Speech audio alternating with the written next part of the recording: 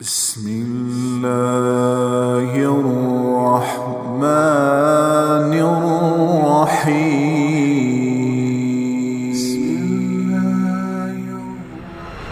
ایک صحابی ہے، یا رسول اللہ تنگی ہے رزق کی، کوئی وظیفہ بتائیں۔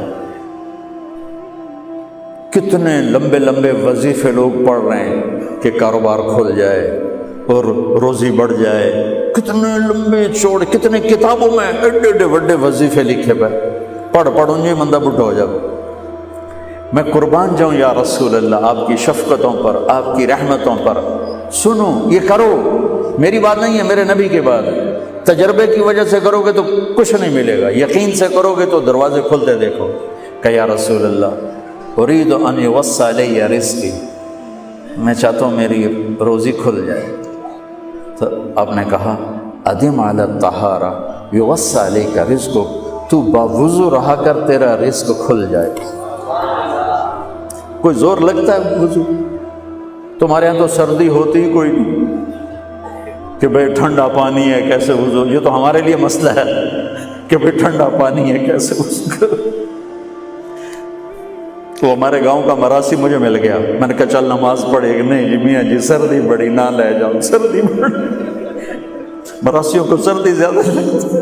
میں نے کہا نہیں آج تک نماز پڑھا کے چھڑنا ہے۔ میں اس کو لے کے جب وہ ٹوٹی پہ بیٹھا نا، جو ہی ہاتھ پہ پانی، وہ حالے ہو ٹھنڈا پانی، وہ حالے ہو ٹھنڈا پانی۔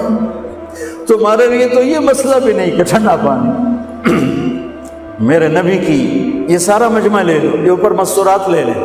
ادم علی الطہارہ یوسع علیک رزقک، میرے نبی نے فرمایا باوضو رہنا شروع کر دے، اللہ تیرا رزق کھول دے گا۔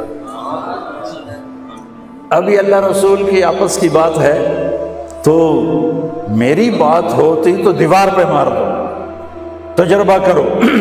نبی کی بات کو تجربہ کر کے نہیں کرتے، یقین کے ساتھ کرتے ہیں۔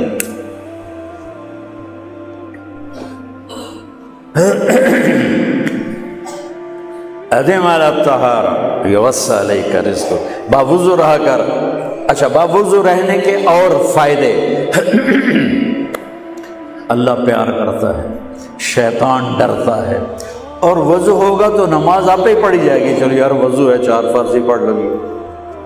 ایک دفعہ شیطان آیا ہمارے نبی سے ملنے، تو آپ نے اس سے پوچھا تیرے دشمن کتنے؟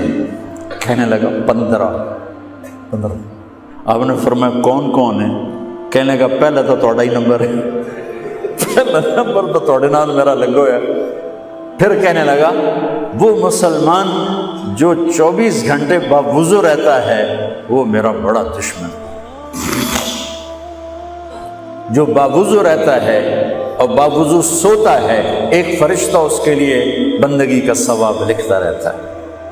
خیر واپس آتا ہوں، میرے نبی نے فرمایا 4 باتیں لے لو اور دنیا بھی تمہاری آخر، ساری PIA زندہ ہو جائے گی، ساری اکانومی زندہ ہو جائے گی، ساری معیشت زندہ ہو جائے گی۔ 5 بھی نہیں، 1 انگلی بھی آپ نے نیچے کر دی کہ یہ بس اتنی لے لو۔ حفظ و امانت، صدق حدیث، حسن خلیقت، عفت فی تہمت۔ کیا خوبصورت، ساری زندگی کسی کو دھوکہ نہ دینا، دیانت داری۔ میرے ملک کے ادارے کیوں ڈوب گئے؟ دیانت نکل گئے، کھوٹ آ گئی، دھوکہ آ گیا۔ میرے نبی نے کہا حفظ امانت، کبھی امانت میں خیانت نہ کرنا، صدق حدیث، کبھی جھوٹ نہ بولنا، ہمیشہ سچ بولنا۔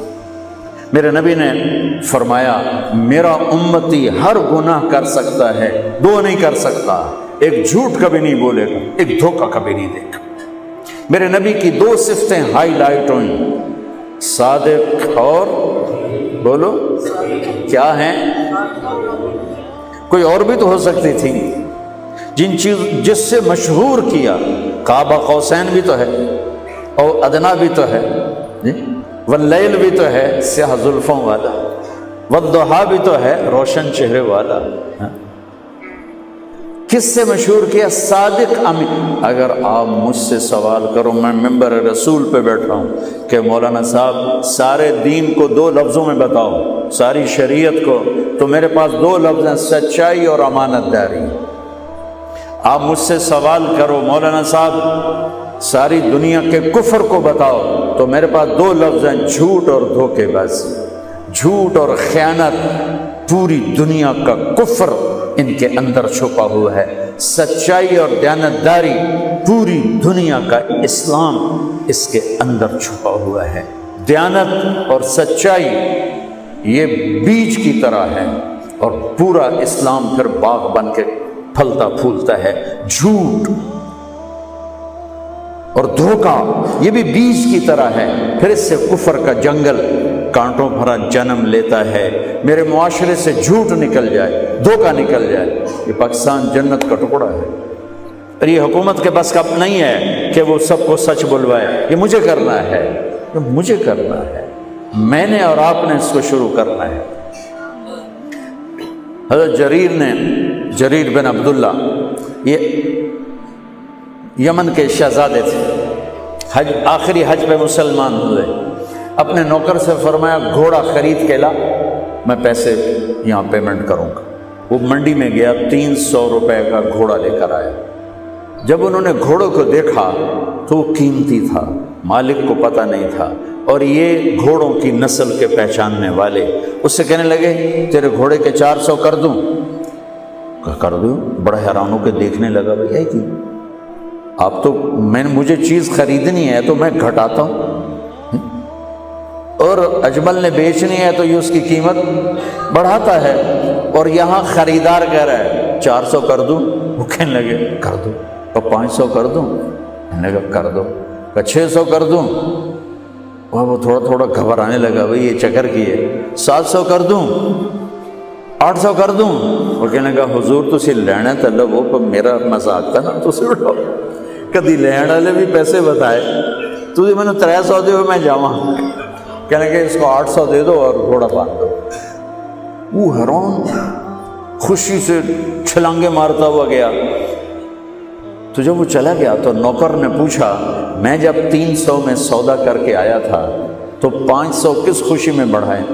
فرمایا میرے بھائی اس کے گھوڑے کی قیمت 800 تھی، 300 نہیں تھی، اور میں نے نبی کے ہاتھوں میں ہاتھ دے کے یہ وعدہ کیا تھا زندگی بھر کسی کو دھوکہ نہیں دوں، سب کی خیر خواہی چاہوں. تو بھائیو میرے اداروں میں کس ٹیلنٹ کی کمی نہیں، صلاحیتوں کی کمی نہیں، دیانت کی کمی ہے. قوت عمل کی کمی نہیں، سچائی کی کمی ہے. حجاج بن یوسف ایک ظالم گورنر گزرا ہے، اس کے خلاف بغاوت ہوئی، وہ ناکام ہو گئی. تو